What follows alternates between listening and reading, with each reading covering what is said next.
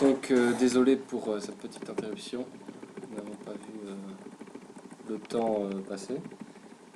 Mais comme je disais, une fois qu'on a obtenu le score pour chaque catégorie, on peut en faire la moyenne pour obtenir le score total qui représentera l'importance systémique de la banque. On peut prendre un exemple avec la banque ING qui obtient un score de 144.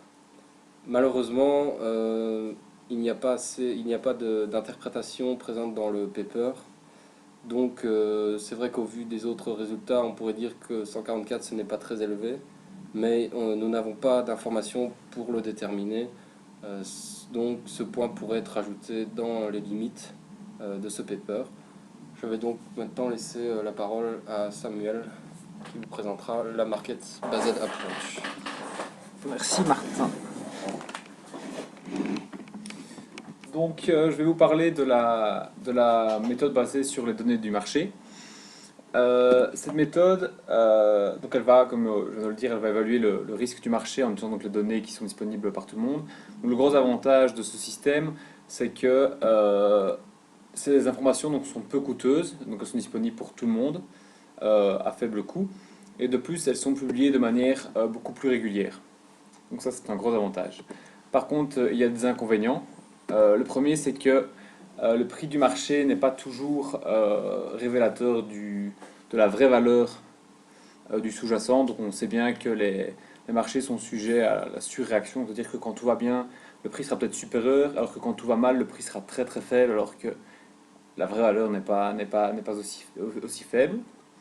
La deuxième chose, c'est que il y a une confidentialité de certaines informations que le régulateur a et qui ne sont pas disponibles pour les marchés. Donc, c'est-à-dire que ces informations qui sont confidentielles ne seront pas présentes, ne seront pas répercutées dans les prix du marché.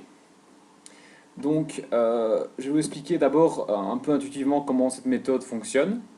Donc, elle a été développée par les deux auteurs de notre paper, mais elle s'inspire fortement de la méthode appelée Marginal Expected Shortfall. Cette méthode est fort semblable, il y a quelques différences sur la technique, mais bon, ce n'est pas le sujet d'analyser ces différences. Donc dans cette méthode, en fait, le risque systémique de la banque va être mesuré comme étant la sensibilité du retour de l'action de cette banque à des chocs du système financier. Donc on va regarder comment l'action de la banque réagit à des mouvements importants des marchés financiers. C'est très avantageux parce que ça va nous permettre d'isoler les deux composantes du risque systémique qui sont donc le risque propre à la banque, donc la banque taille risque ici, et le lien au système. Donc c'est intéressant parce qu'en fait, ces deux composantes nous permettent d'isoler donc le lien au système, et dans la regulatory approach, uniquement ce lien au système est évalué. Donc c'est important de pouvoir l'isoler. On peut prendre un petit exemple. Donc ici, on a le graphique pour le retour de l'action ING sur l'axe des X. Sur l'axe des Y, nous avons le return des banques européennes. Donc pour trouver ce return, on a pris les 25 plus grandes banques européennes et on a régressé ce return sur le return d'ING. Comme vous pouvez voir,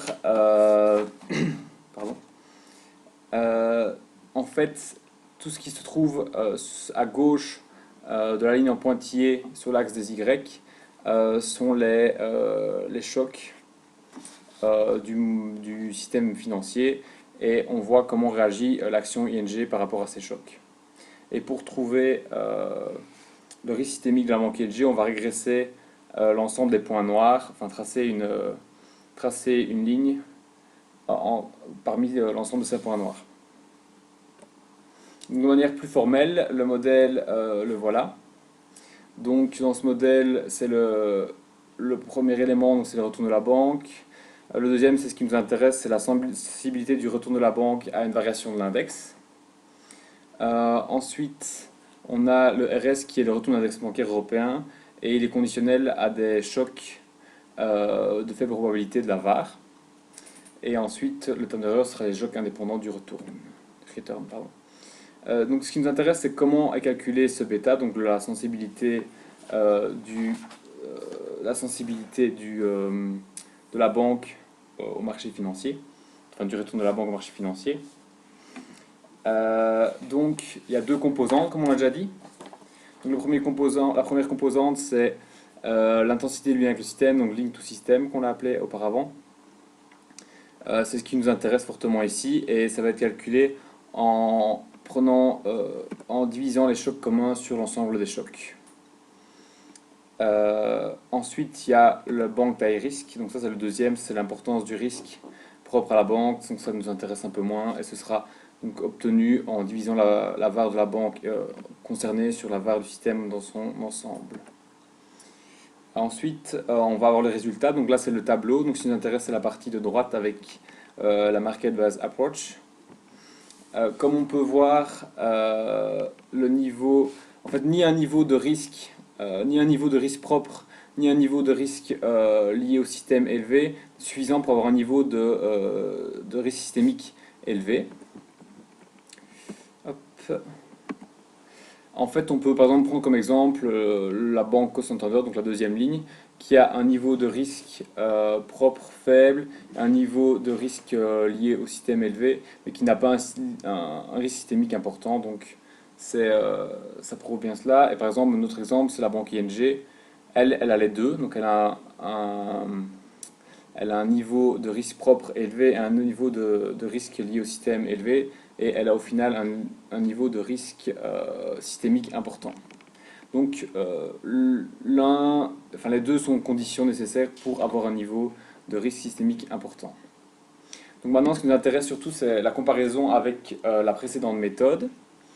Pour faire cette comparaison, on a simplement regardé la corrélation entre les scores réalisés par la méthode expliquée par Martin et les scores réalisés par les deux composantes que je viens de vous expliquer, donc le risque propre à la banque et le risque lié au système. Donc on s'attend à une forte corrélation entre les catégories GSIB et les composantes liées au système, parce que dans la méthode expliquée par Martin, on ne tient pas compte de ce facteur banque risque. Donc on pense que la corrélation sera fortement liée à la deuxième composante. Donc on va regarder les résultats et on va analyser les différents tableaux de corrélation. Donc le premier tableau de corrélation, il va analyser la corrélation entre les catégories GSIB et les mesures basées sur le marché. Donc comme on peut voir, le risque systémique est fortement lié avec les différentes catégories. On voit que la corrélation est positive. Cependant, les auteurs font une remarque en disant que ce n'est pas statistiquement significatif car l'échantillon est trop petit. Donc pour répondre à ça, ils disent qu'il faut analyser le lien direct avec la composante du risque systémique, donc la composante link to system. En faisant ceci, ils se rendent compte que la corrélation est positive, assez fortement même, et que cette corrélation est statistiquement significative. Pardon. Pour ce qui est du banque risque, les auteurs se rendent compte qu'il n'y a pas de relation statistiquement significative et que de toute façon la corrélation est très très faible. Maintenant on va analyser les différents tableaux de corrélation entre les indicateurs GSIB et les mesures basées sur le marché. Donc avant on avait les catégories, maintenant on passe aux indicateurs. Pour ce qui est de ces indicateurs, on peut conclure la même chose que précédemment. Donc la corrélation est positive avec la composante link to system, donc la composante qui nous intéresse. Et ces corrélations sont statistiquement significatives. Cependant, il y a une remarque qui est faite, c'est que la composante level 3 assets n'est pas statistiquement significative. Donc cette composante, d'abord je vais vous expliquer un peu ce que c'est level 3 assets. Donc en fait c'est simplement les actifs dont la valeur, donc la juste valeur ne peut pas être déterminée sur base d'éléments observables. Donc quand on parle d'éléments observables, on parle de prix du marché, enfin des choses qui peuvent être observées par tout le monde. Les auteurs disent que ce n'est pas très important car la corrélation est significative avec le banque risque. Donc la justification est à notre goût un petit peu faible, d'ailleurs on y reviendra dans les limites. je vais maintenant passer aux conclusions. Donc la conclusion principale que nous pouvons faire, c'est que l'utilisation donc d'une part de la regulatory approach expliquée par Martin ou de la market based approach expliquée par moi-même va au final donner le même résultat de classement des banques les plus sujettes au risque systémique. Donc utiliser une méthode plutôt que l'autre n'aura pas beaucoup d'importance quant aux résultats. Donc ça, c'est un argument en faveur de la pertinence des indicateurs que le régulateur utilise, puisque utiliser ces indicateurs donne plus ou moins, à peu de choses près, les mêmes résultats que utiliser la méthode basée sur le marché. C'est-à-dire que les indicateurs que que le régulateur utilise sont pertinents. On peut maintenant passer aux limites de recommandation. Donc tout d'abord, on trouve que le nombre de banques qui composent l'échantillon est relativement faible.